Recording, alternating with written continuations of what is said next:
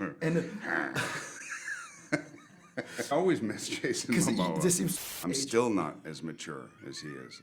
I'm the least mature of this whole group, as are you. So, happy birthday. Thank you. Yesterday was your birthday. You Yes. spent it among Dune fans I in did, Paris. which was actually really fun. They sang happy birthday in French, and I've always been a major Francophile since I was young, and that was a really special moment for me. Happy birthday, Josh. Happy birthday to you. Anniversaire.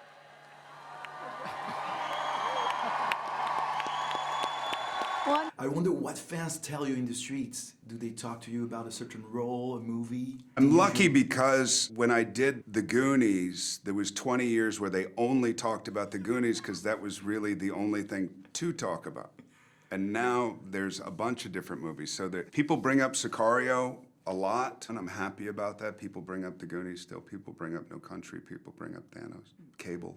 Yeah. It's a mix now. I thank God that there's a mix, and it's not just one movie. But yeah, I feel very blessed in that way. Did you miss Jason Momoa? I always miss Jason Because Momoa. there seems to be a real bromance going on between you two. No, I love Jason. And Jason just wrote me literally like less than an hour ago about seeing Dune 2. He's in New Zealand right now, and he saw Dune 2, and he was completely blown away. Aloha, everyone. I saw it. Okay. Love you guys. Aloha. But I did. I missed him during filming. I always miss him. We ride motorcycles together, and we have fun. Would you taste the spice? If Would you I were- taste the spice? Yeah. I did for years, and I got off the spice. It's bad. I'm for off health. the spice. Well, apparently for me. I did too much spice. And Spice Anonymous. yeah, Essay. how did you see Timothée evolve between the two movies? He's personally, professionally, he changed a lot. Personally, he's changed a lot. Not only is there more attention on Timothy and all that kind of stuff, so you see those changes and you see him kind of navigating through celebrity and all this stuff. And you've seen it so many times in the last 40 years, and people go through it, and some people don't survive it, and some people do. But I think that Timothy is such a great talent. It comes back to the work. It always comes back to the work. When people lose their work ethic and they lose their profound thirst to do good work, it's a very sad thing, I think. But Timothy is, I don't see that happening anytime soon. Were you as mature as he is? As No. is his I'm age? still not as mature as he is. I'm the least mature of this whole group. As are you. Exactly. I think that's why we get along.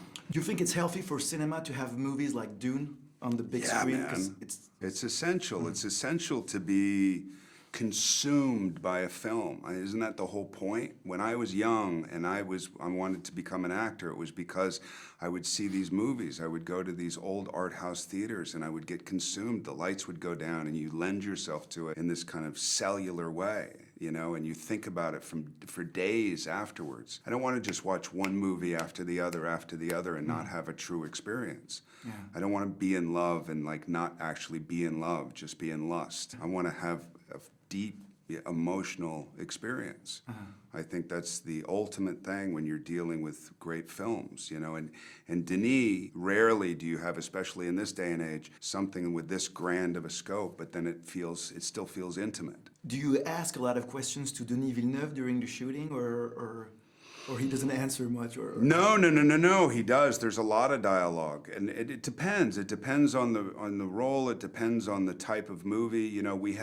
We had source material with this, so a lot of those questions get answered with the source material because we're both going back to the book. We're both going back to the book. So maybe we'll talk about that, an interpretation of the book. But with like Sicario, there were a lot of questions. There was a lot of rewriting. There was a lot. I mean, even Dune. He called me up in the middle of the night in Budapest. And he was like, "I had a dream, and you have to come over here, and we have to rewrite this thing." And I'm like, "Dude, I'm asleep.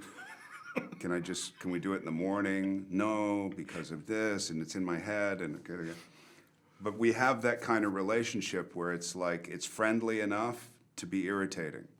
What about the Dune 3? I guess you would be up for it.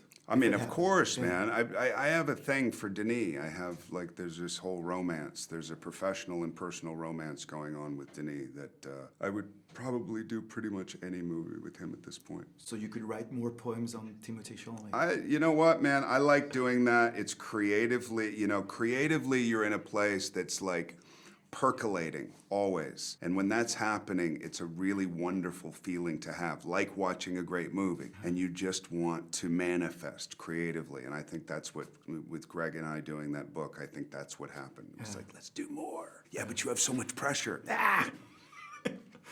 You know what I mean? I heard you played drums for Rich Kids on LSD, like in the 80s. Is that a true story? That's almost a true story. I grew up with these guys called the Cito Rats, and I was a drummer very early on for a band just before Rich Kids on LSD, and then I was fired, and they brought in a way better drummer, Bomber, and then they became Rich Kids on LSD. So that's almost That's true. almost a story. It's almost true. It's good. Okay. All right, man. Well, merci beaucoup. Thanks for that. It was great meeting you. Nice to meet you.